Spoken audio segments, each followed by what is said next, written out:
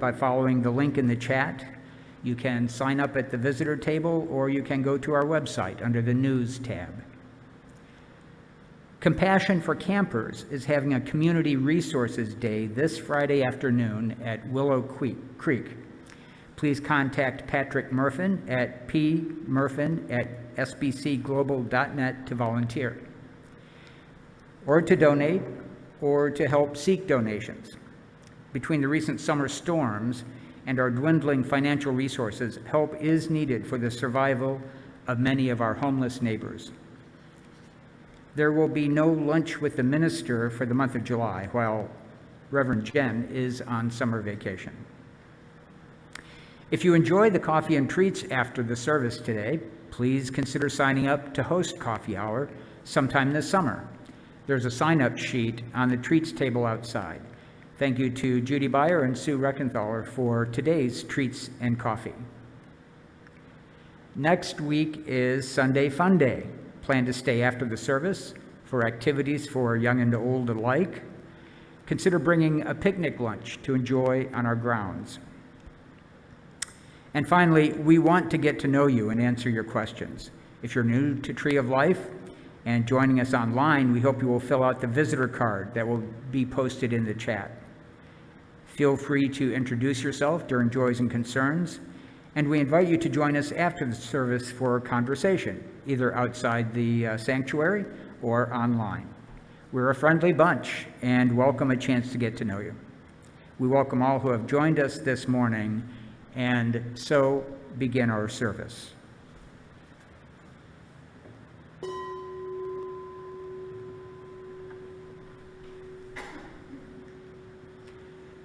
Today's guest speaker is Reverend Craig Schwalenberg, who will be speaking about moments of bliss. For our opening words today, I offer you a poem that Reverend Misha introduced to me earlier this year. It's For When People Ask by Rosemary Trommer. I want a world that means okay and not okay. A word that means devastated and stunned with joy. I want the word that says, I feel it all at once. The heart is not like a songbird singing only one note at a time, more like a Tuvan throat singer, able to sing both a drone and simultaneously 2 or 3 harmonics above it. A sound, the Tuvans say, that gives the impression of wind swirling among rocks. The heart understands the swirl, how the churning of opposites feelings weaves through us like an insistent breeze, leads us wordlessly deeper into ourselves, blesses us with paradox, so we might walk more openly in this world, so rife with devastation, this world so ripe with joy. Let us together, my friends, travel today deeper within ourselves, into paradox, and into the wider world. Well, Judy Beyer reads our chalice lighting words today. You are invited to light your own chalice at home if you would like. Good morning. For the gift of this day and for our community of spiritual nurture and compassion, we give thanks. We light this chalice as a symbol of our faith. May our many sparks meet and merge in communion of heart and soul.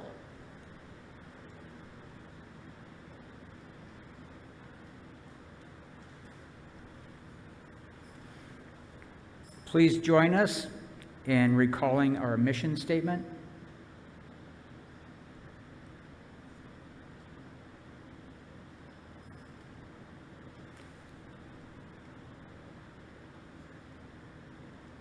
Our mission statement: together we nurture a community that welcomes diversity, supports our spiritual growth, and acts to create a more just society. And our first hymn this morning is going to be Blue Boat Home by Peter Mayer, and we have the pleasure of being led live by our own Ken Johnson.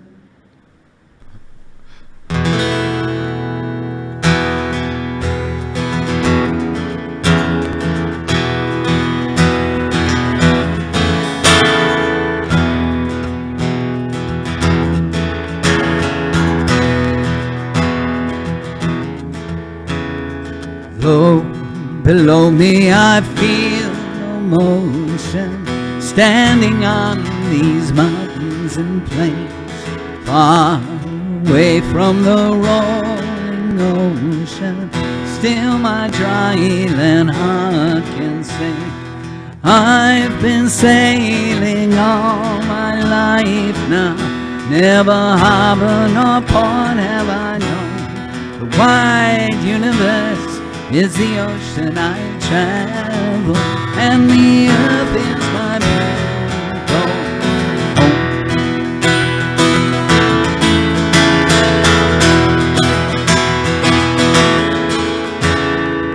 Sun, I sail and move my rudder as I fly the starry sea, leaning over the edge in wonder, casting questions into the deep, drifting here with my ship's companions, all we kindred pilgrim souls, making our way by the lights of the heaven in a beautiful world.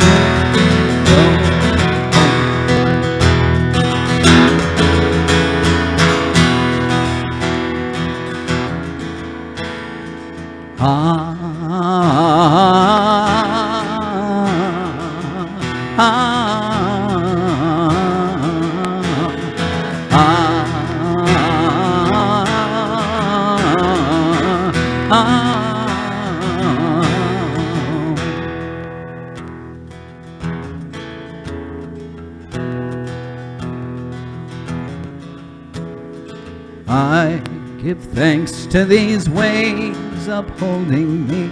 Hail the great winds urging me on. Greet the infinite sea before me. Sing the sky my sailor's song.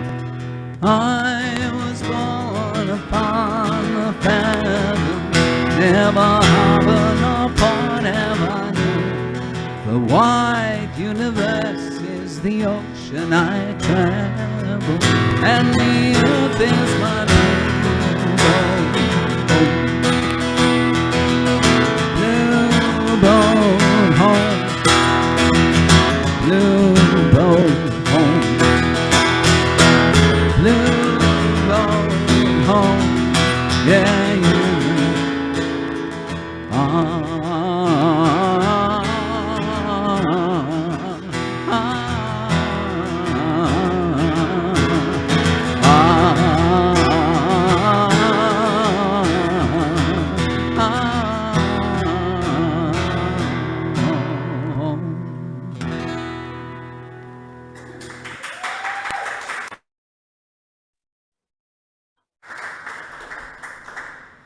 Thank you so much, live music once again. And now Reverend Craig Schwalenberg is going to present Story for All Ages. Morning.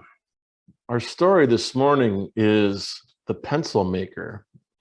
And the folks in the sanctuary have all been, I'm told, given a pencil to hold on to. Those of you who are at home, if you can lay your hands upon a humble pencil, you might do so. And if you can't, that's fine. You could just imagine holding one in your hand.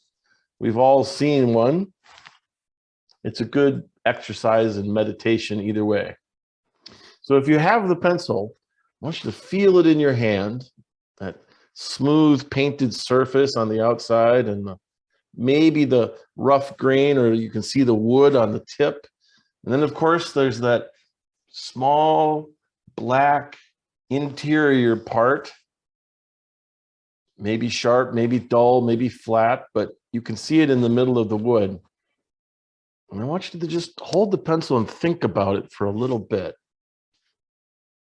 Have you ever wondered when you've held a pencil where it came from, the wood, where it came from, what it's made of, how it was made, especially that black piece in the middle, which we call lead, but it's not lead, and we call it graphite, but it's not graphite. You ever wondered what it's made of? What the stuff in the middle is that we write with? A long time ago, a young man used to do that quite often. He was born into a family of pencil makers right here in this land. Though, to be frank, they weren't very successful at it. You see, back then, most of the people here bought their pencils from England because the English pencil makers knew exactly what the formula was for the writing stuff in the middle of the pencil. And here in our country, we didn't know what that formula was. And so we kept getting it slightly wrong. And so when we tried to write with the pencils that were sold here and made here in this land, it shattered, or it chipped, or it tore the paper, or it just fell out of the pencil. And so people didn't buy the pencils made here, and they bought the pencils made in England, and they were more expensive. And so this young man from this family of pencil makers was under a lot of pressure from his family to figure out how to make a better pencil. And he was a smart man. He was very clever. But truth be told, he really didn't like making pencils. He liked walking through the woods and sitting under trees and wondering and thinking and reading and writing things down about nature and life. But his family was pretty insistent about the pencils thing. So he buckled down and he thought about it, and he tried a few things that maybe he thought about when he was sitting under one of those trees or while he was walking through the woods. I don't know. He never said. But you know what? He figured it out. He found the right recipe, and his family was thrilled because now their pencils were as good as, and maybe even better than, the ones from England. And they were certainly cheaper because they didn't have to come across the ocean. And so folks switched to buying them, and the family of pencil makers were very comfortable. But you know what? The young man still didn't want to work on pencils. And now that he had solved the great mystery, his family was content to let him do whatever he wanted. And so he did. He hiked through the woods of New England, and he surveyed, and he sat under trees, and he meditated, and he contemplated. And eventually he decided to move out on his own, sort of. I mean, he asked his friend Waldo if he could build a cabin in his backyard. And there he stayed for a while, thinking and contemplating, and eventually writing a book about the pond nearby and the woods he knew so well, writing it perhaps with one of those pencils that he helped create. At least that's the way I heard the story. And I think about that pond and those woods and that young man and the pressure on him every time I write with a pencil. And maybe now you will too.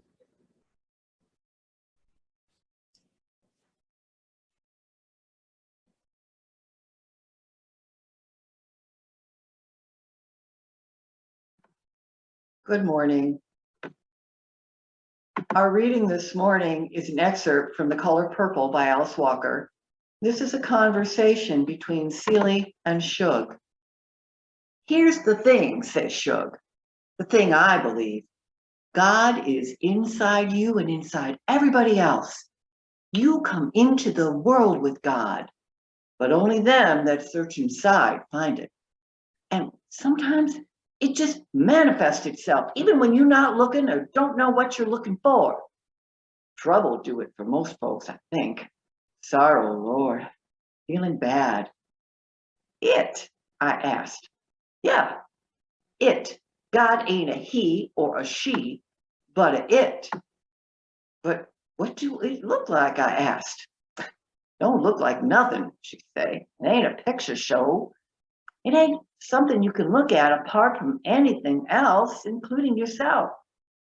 I believe that God is everything, say Shug. Everything that is, or ever was, or ever will be. And when you can feel that and be happy to feel that, you've found it. Shug, a beautiful something, let me tell you. She frowned a little, looked out across the yard and leaned back in her chair. Looked like a big rose. She said, my first step away from the old white man was trees, then air, then birds, then other people. But one day, when I was sitting quiet, feeling like everything, not separate at all, I knew that if I cut a tree, my arm would bleed. And I laughed and cried and I run all around the house. I knew just what it was. In fact, when it happens, you can't miss it.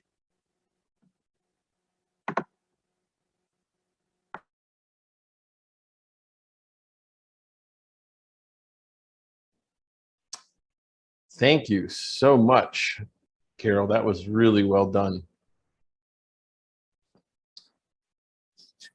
One day, when I was 12 years old, my family went on a small day trip. Now, currently, I live in central upstate New York, but back then, I lived just north of y'all in Wisconsin. And there was no shortage of interesting tourist destinations to choose from in the surrounding area. That particular day, we were headed to the House of the Rock. How many of you are familiar with the House on the Rock? How many of you have been to the House on the Rock? Oh, good. Then you'll remember this then. The House on the Rock, for those who have not been there, is exactly that. It is a large, sprawling house built on the top of the rock bluffs near Spring Green, Wisconsin. And the house is an extremely impressive tourist trap. Not only because of its style and its location, but because of what it contains. The House on the Rock is a collection of collections. It is a mad museum of sorts. Once you pay your admission, you are allowed to wander from room to room, checking out the various collections of odd things. My 12-year-old self thought it was amazing. One room was filled with musical instruments that played themselves, instruments of every shape and size, all of them connected with air hoses and wires, playing some sound almost musical. One room had case upon case, all filled with miniature dioramas, miniature scenes assembled down to the littlest detail, including miniature people frozen in midlife. I still remember the little girl who dropped her ice cream cone and her dog that was licking it up. One room, the infinity room they called it, was made entirely of glass. I see some of you shaking your head on that one. Its walls, its ceiling, the floor, it's all made of glass, and it is suspended 200 feet over the valley of trees and rocks. If you are suffering of vertigo, I do not recommend it. Every room was some new adventure, some new wonder to be explored. I could have spent all day in some of those rooms. I could have, except for my father. Dad kept us moving from room to room, keeping us on some schedule I was unaware of. Every room was the same for him. We would enter the room together. We would all look around in wonder, laughing at some things and oohing and eyeing at other things. And we would spread out, moving from one thing to another. My sister was looking in this direction and I was looking in another. And we'd call back and forth across from what we had discovered. And then on some signal I did not hear, Dad would be by the room's exit calling to us. Time to go. Come on. Greg, that's enough. Let's check out the next room. We haven't got all day. And reluctantly, slowly, my sister and I would move to the next room. Repeat, repeat, repeat. And then we reached the final room. It is also the grandest room. It is better than the infinity room. The final room is the carousel room. It is a room, it is huge, with a narrow walkway with railings along two walls of the room, and in the rest of the room, on the other side of the railings, is a carousel. A carousel like no other in the world. It is made up of pieces of other carousels from around the world and across the ages. There are wooden horses, so real you can almost hear their breath and the sound of their hooves. Fantastical creatures riding up and down on poles. Dragons, mermaids, llamas, camels, elephants, chimeras, winged horses, and more unicorns than you can imagine. All galloping around and around as the grand carousel spins. Lights on every pole along the top and the bottom, every light gleaming off brass and gold fixtures, flashing in mirrors, small and large. Traditional carousel music playing on a loop. I remember leaning on the rail and watching the various animals spin around, delighting in picking out the different forms. I have seen larger carousels. I've ridden larger carousels, but I have never seen one so grand and so amazing. I watched the carousel until I was dizzy from its revolutions. And then I left the rail and I headed for the exit. And once I got there, I found my sister and my mother waiting for me. My father was not. I was worried. Maybe I had spent too long in the room. Maybe I'd gotten distracted and had upset Dad's schedule. He might have grown impatient. What if he called for me and I didn't hear him and he'd gone outside? Afraid I was in trouble, I asked my mom where Dad was, and she nodded back to the railing. I looked back at the carousel, and there was my father, his hands on the railing near where we had first entered the room, oblivious to the crowd around him, staring at the carousel with an intensity I did not recognize. I moved towards him slowly, not sure what was going on. The tables had turned, a situation that frankly just begged for a smart aleck comment. That's the kind of kid I was. I thought I would sneak up behind my dad and tell him, "Time to go, we don't have all day." When I was close enough for him to hear me over the music, I looked up at his face and the words stuck in my throat. My father had tears streaming down his cheeks. He was staring at the spinning horses and crying and smiling at the same time. Not the smile I was used to, the one he had when we were telling jokes or playing games. It was a smaller smile. It was lighter. It was childlike. The innocent smile of awe and wonder that children wear with ease.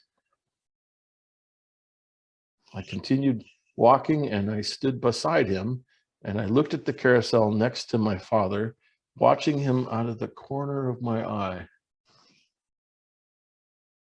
And finally, he looked down at me, put his hand on my shoulder, and he said, "It's almost magical, isn't it?" "Yeah," I said. He looked back at the carousel and we stood there for a few more minutes. And then I felt him shift beside me. He wiped his hand across his face and looked down at me, and his smile changed before my eyes.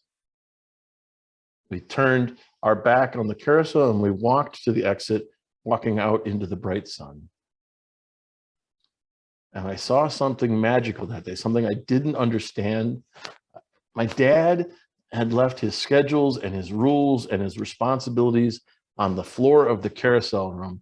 And for a moment, they were completely unimportant, non-existent. And he was happy and sad at the same time, full of awe and wonder that I had never seen before in my life. Some years later, my father would make some drastic changes in his life, difficult changes for him and for our family. And as an explanation for these changes, he said, I realized I wasn't happy, and I had to figure out how to be happy again. I always remembered that day in the carousel room, but I never fully understood it. I wouldn't until I experienced the same awe and wonder and that same timeless moment of bliss. Fast forward about 10 years later, maybe 15 years later. I was almost 15, close enough. Shortly after Cheryl and I started dating, she invited me to go on vacation with her in celebration of her birthday in October. We were living in Madison at the time. And at first I refused. I was a cab driver at the time. I was in debt. I had to work. I had no money. She did not accept any of those reasons. She made way more than I did, and she was willing to pay for my share of the vacation. I argued with her. I came up with other reasons and other arguments, other rationalizations. She was having none of it. It was our first big argument.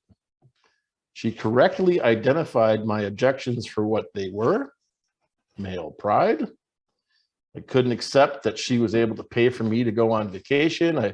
If I couldn't afford it on my own, damn it, I wasn't going to go. And it was stupid. And Cheryl told me so, which rarely is that a good means of ending an argument, by the way.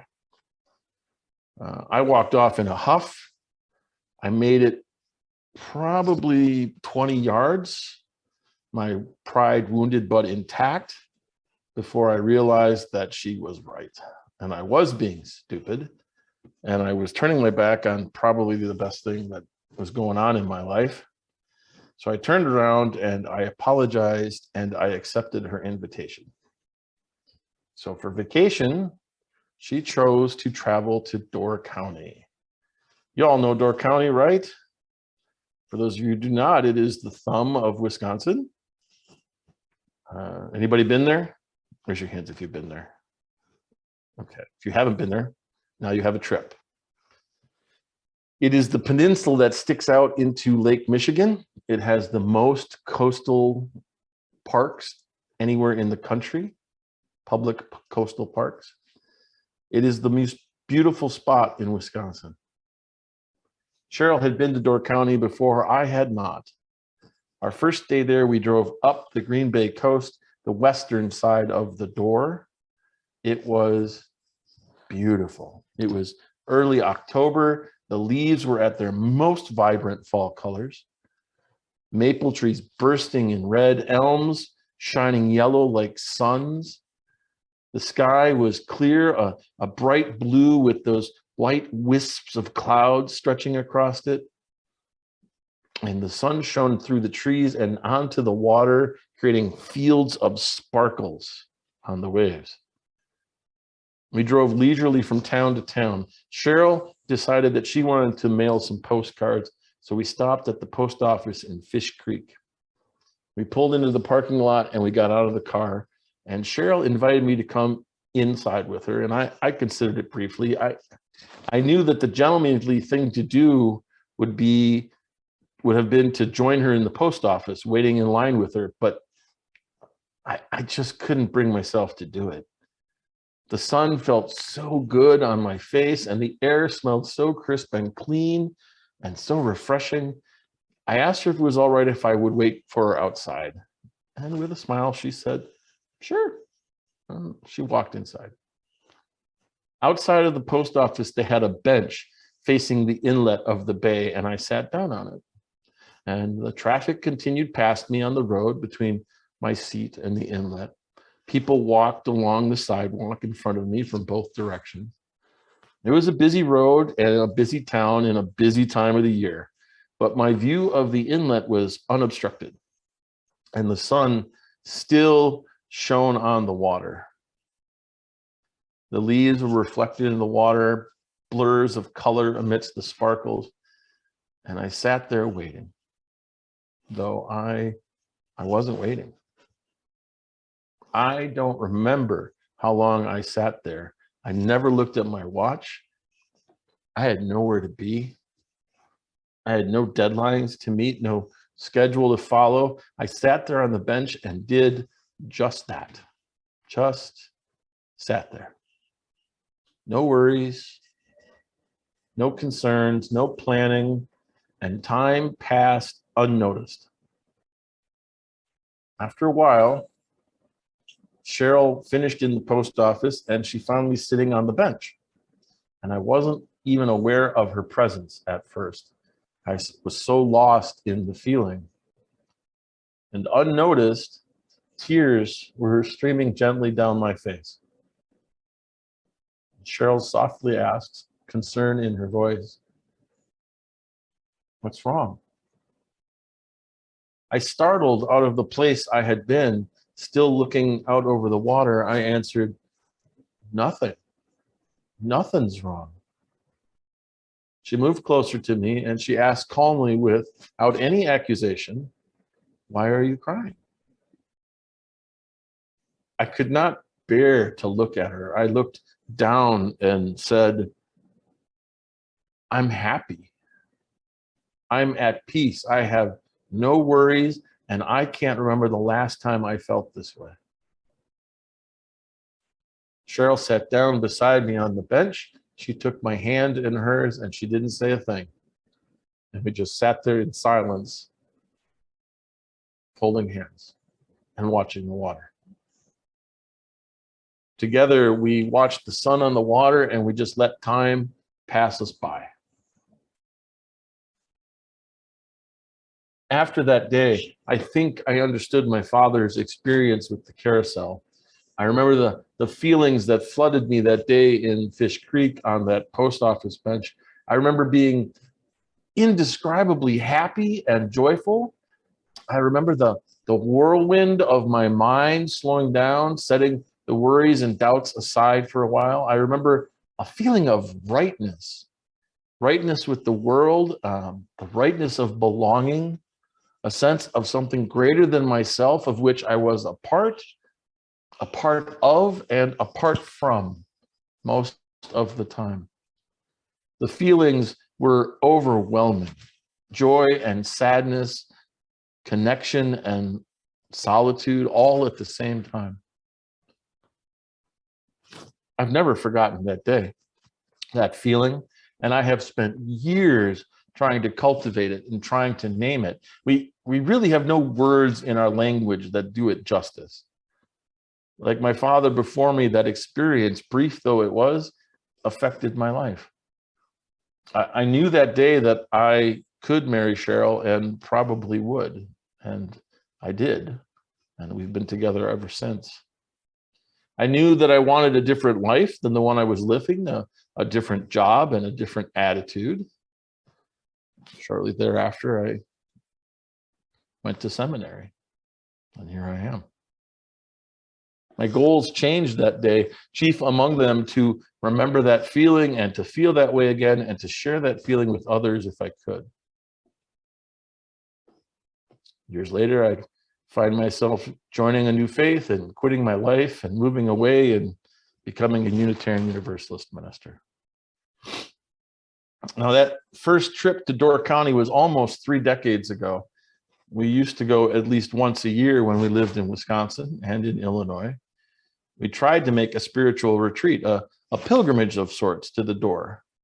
And most of the time we brought friends, introducing them to the magic much the same way Cheryl introduced me to it that first time. One of those times, Cheryl and I traveled through the door on our spiritual retreat with her father and some friends, bringing new people to our favorite place.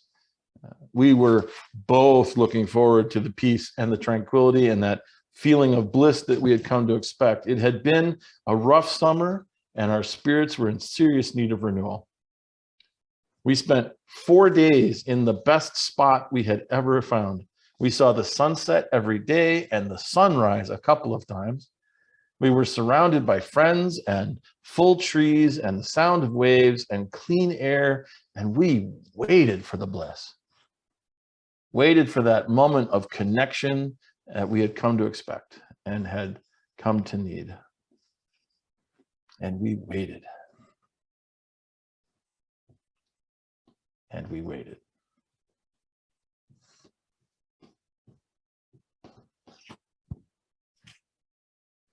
And it never came. We sat there on the waters of Lake Michigan, the sun shining warm and bright on our faces, and we wanted to cry. Where was the magic?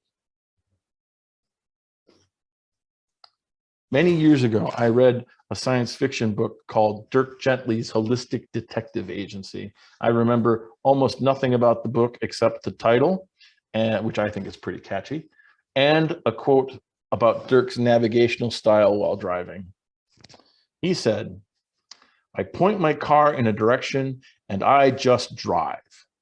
I rarely get where I want to go, and I often arrive where I need to be." That retreat was like that. We did not get where we wanted to go. Eventually, though, we arrived at where we needed to be.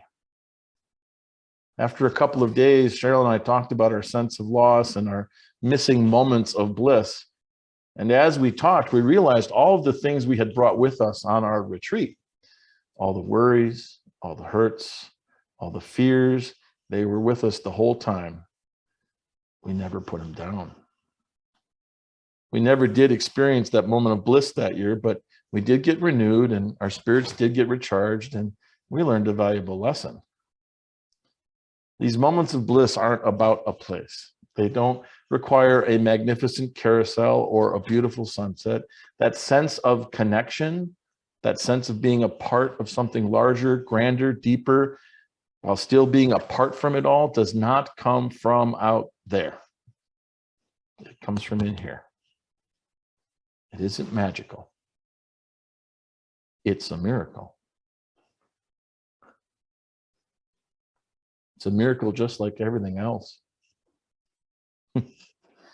Your musician today chose 2 different songs from Peter Mayer without realizing that Peter Mayer is in my service. Another happy coincidence of our universe.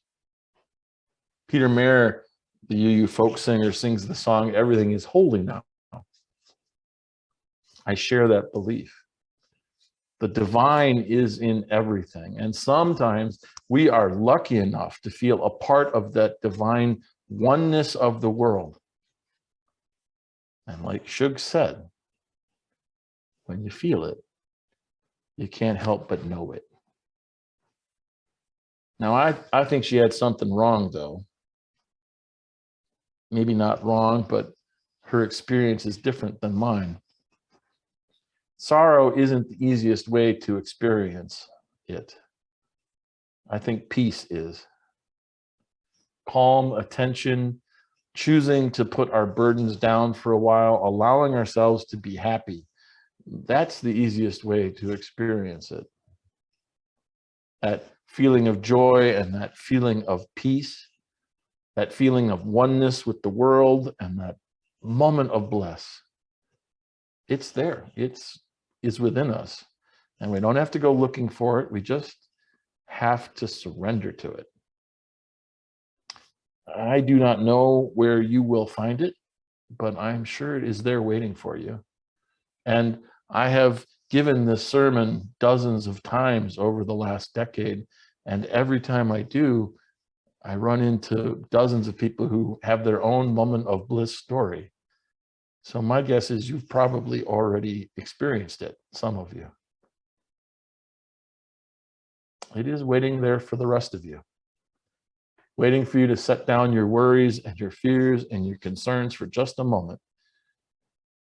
Now, I am still struggling with the mundane, annoying details of life. My office is a mess. The bills keep coming in the mail. I still have my share of worries. These past 2, 3, 4, 5 years have been an unimaginable ongoing trauma, challenging to so many of us in so many ways. But I have come to realize that the struggle isn't constant. And I try to take time on a regular basis while walking around my small town, surrounded by the hills and the mists, or in my own house, just holding a pencil. And I pause. And I remember a few moments some years ago, and I smile. And I relax. And I look around with eyes that see something beyond the day-to-day. Just a glimpse. Just a moment of bliss. But how powerful, how transformative, how awesome that moment and all of those moments truly are.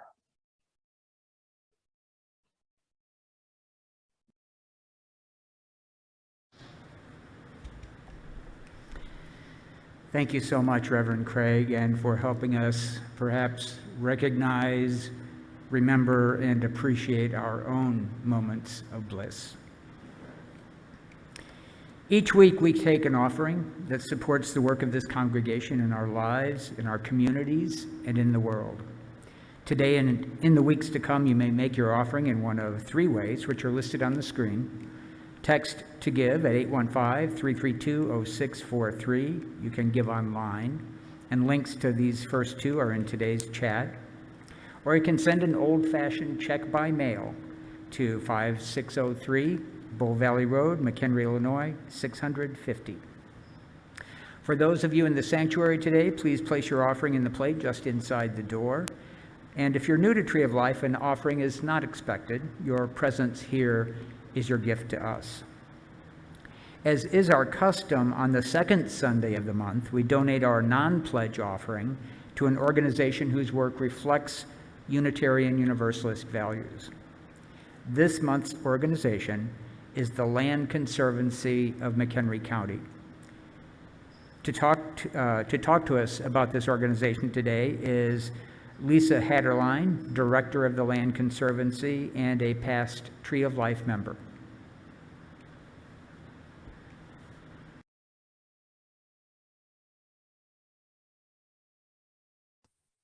Okay, there. I'm unmuted. Good morning, everybody. Thank you so much for inviting me to speak about the Land Conservancy of McHenry County and for choosing to support the organization with the congregation's generosity. I'm as a former member, this is very it's a very nice memory being here. I love the people and the congregation, and yeah, it's anyway, it's just it feels very much like home, even though I'm not physically there, just the words. And you know, that's part of why you know, I work for the Land Conservancy, why I do the work that I do. We're a local nonprofit organization. This is my 20th year as the executive director. It's the organization's 31st year as an entity. And what we do is we work with individuals, communities, and other like-minded organizations and organizations to preserve and restore and take care of open, natural, and agricultural land in the county. We're not a governmental agency. Our funding comes from members, from fundraising events, from grants that we write.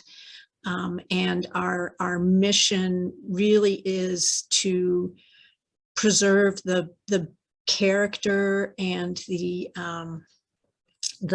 beauty and the small town feeling, the natural resources of McHenry County for the benefit of everybody. And one of the things that I always got from the Unitarian Church is this, connection to something greater, and the looking and this constant search for what that is for each one of us. And for me, that connection and that force in the universe is nature, and is this mystery that's all around us. And so all of your readings and stories and everything today were all about that, and it was very, very inspiring. And thank you again.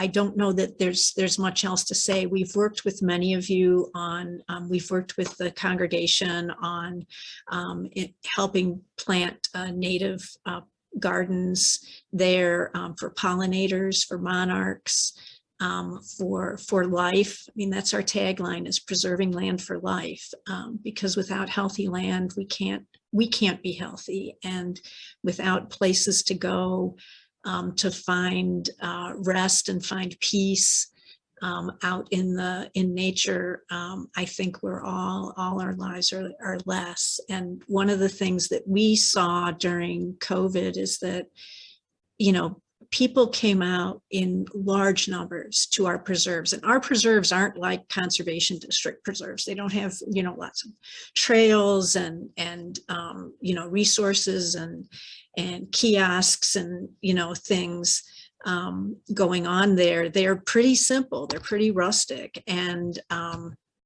there were some of the sites that any day you went by, we saw cars and we saw people there just who wanted to be outside and be in nature somewhere near where they live. And that's what we really try to do, is make sure nature is everywhere. It's in every neighborhood. It's accessible to everybody where they live every day. And I wanted to just, in the spirit of the readings from today, I just wanted to leave you with one of my favorite poems that it warms my heart and has helped me through a lot of hard times and things, frankly, that are going on in the world right now. And it's called The Peace of Wild Things by Wendell Berry. When despair for the world grows in me, and I wake in the night at the least sound, in fear of what my life and my nephew's lives may be, I go and lie down where the wood drake rests in his beauty on the water, and the great heron feeds. I come into the peace of wild things who do not tax their lives with forethought of grief. I come into the presence of still water, and I feel above me the day-blind stars waiting with their light. For a time I rest in the grace of the world and am free. So thank you again, and take care. Good to see folks again.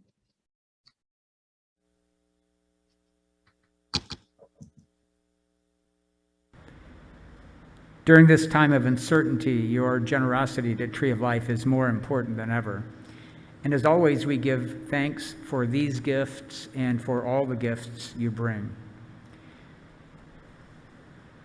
For joys and concerns today, we will be led online by Carol Alphus, and then she'll return it here, and we will have the joys and concerns here in the sanctuary. Carol? Thank you, Jesse. And I just lost my script. There we go. Sharing our joys and concerns is a sacred moment in our worship when we open our hearts to receive and embrace each other's lives. If there is something new in your personal life that touches you, an event or situation of joy or challenge, We hope you feel invited to share this to help our community grow in connection. What you share will appear in our newsletter unless there is a request for it to be withheld. Please note that this is not a time for announcements of upcoming events. If you have a joy or a concern to share online, please click on the raised hand icon in the Reactions tab at the bottom of your screen. Or for some, the icon may be at the bottom of your participants window. When I call on you, please unmute yourself. I'm looking for raised hands. Judy Stetner, do you have a joy or concern? I do. I have a joy. I just wanted to let everybody know how appreciative I am of all the folks that filled in for me while I enjoyed a uninterrupted, beautiful vacation with my family in Maine. And it was totally a recharge the batteries time. And I really appreciate the congregation supporting me and being able to take that vacation. Thank you so much. We are also grateful for the work you and Mark do every single week. That vacation was well deserved, and we hope you had some moments of bliss. Anybody else?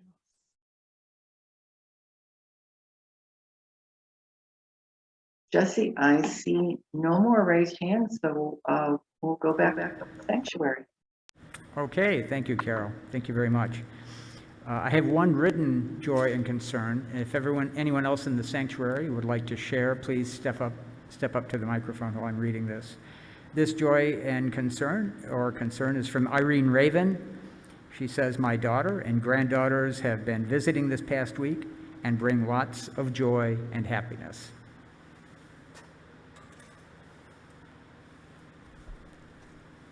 Have any others today?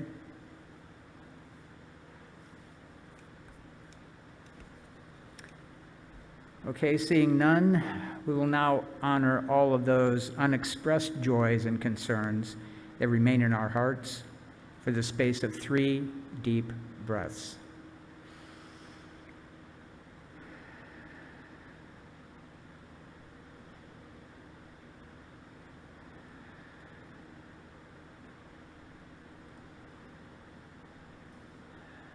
Amen.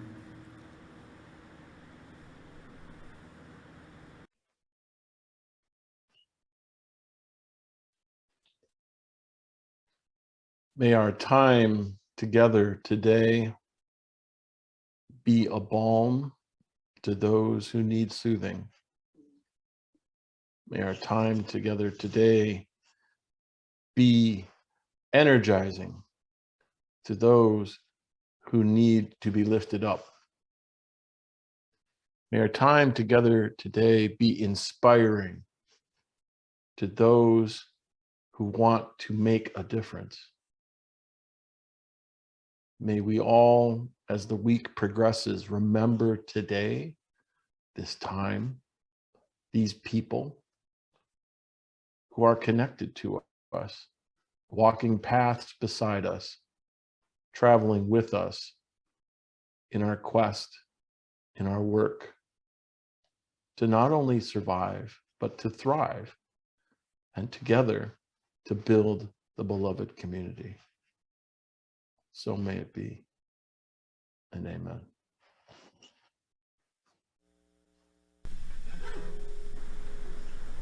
Is God is a River by Peter Mayer, performed by Ken Johnson.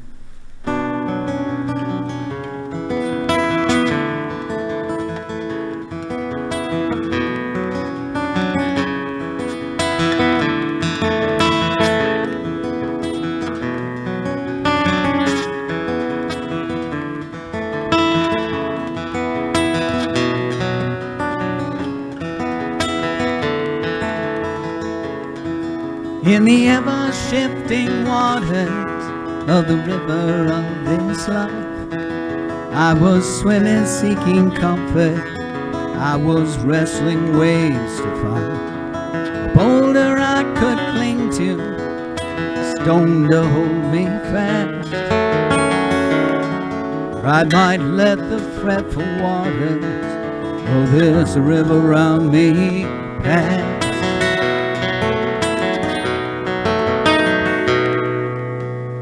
So I found an anchor, blessed resting place, a trusty rock I called my Savior. 'Cause there I would be safe from the river and its danger. I proclaimed my rock divine, and I prayed to it protect me, and the rock replied, God is a river, not just a stone. God is a wild and raging rapid and a slow meandering flow. God is a deep and narrow passage, peace for sandy shore. God is a river of swimmers, so let go.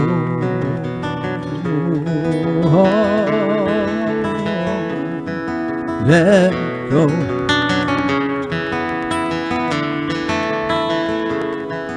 Still I clung to my rock tightly, with conviction in my arms, never looking at the stream, keep my mind from thoughts of harm. But the river kept on coming, kept on tugging at my legs, till at last my fingers faltered, oh, I was swept away.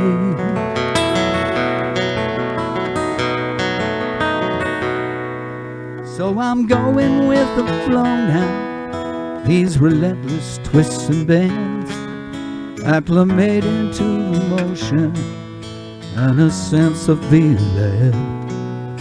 And the river's like my body now, it carries me along through the ever-changing seas, by the rocks that sing their song. God is a river, not just a stone. God is a wild and raging rapids and a slow meandering flow. God is a deep and narrow passage, peace for sandy shore. God is a river swimmer, so let go. God is a river of swimmers,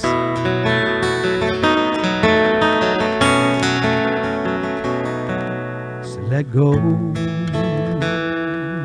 Oh, let go.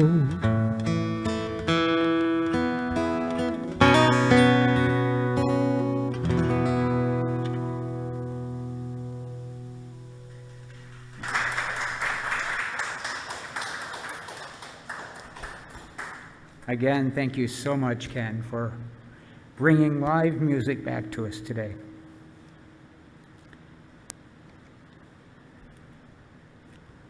Please join us in our closing words. Be ours a religion which like sunshine goes everywhere, its temple all space, its shrine the good heart, its creed all truth, its ritual works of love, its profession of faith divine living. I'll now extinguish the chalice. If you have a chalice or flame at home, you're welcome to do the same.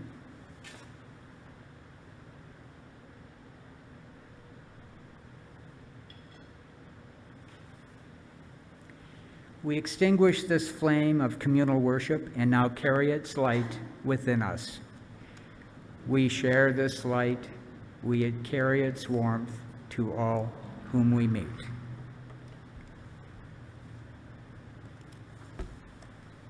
Separate though we may be by distance and space, on the paths we travel through life, we have gathered together today in worship to find meaning, to find solace, to find support and strength, that we might do the work we are called to do, tearing down the structures of injustice and inequality and building up the beloved community.